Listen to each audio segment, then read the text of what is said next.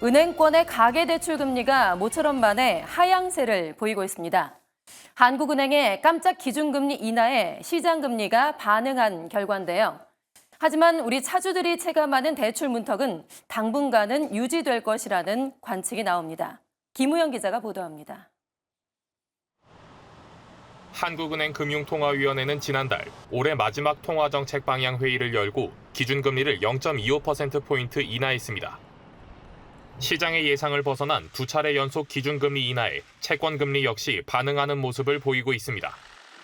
금융투자협회에 따르면 은행채 5년물 금리는 지난달 말 2%대로 주저앉았습니다. 1년물의 경우 아직 3%대에 머물고 있지만 뚜렷한 하락세를 보이고 있습니다. 이 같은 흐름에 은행권은 가계대출 금리를 일제히 하향 조정했습니다.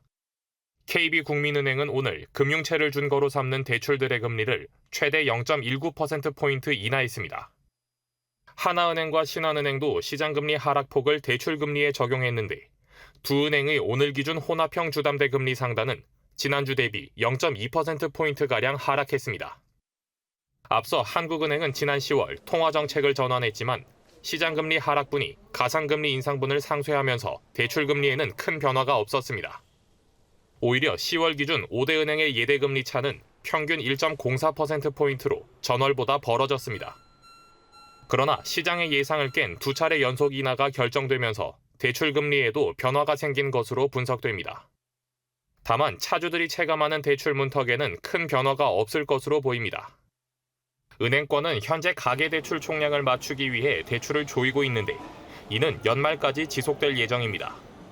전문가들은 가계대출 증가세를 감안하면 은행권의 보수적인 대출 영업 태도는 내년에도 이어질 것이라 전망했습니다. 개인마다는 DSR 40% 안에서 들어올 수 있지만 예를 들어서 전세가 있기 때문에 두 개를 합치면 60%, 70% 이렇게 나올 수도 있어요. 너무 대출이 많기 때문에 지금 상황에서는 양 자체를 줄여야 돼요. 긴축 기조 종료에도 불구하고 차주들이 체감하는 대출 절벽은 당분간 유지될 전망입니다.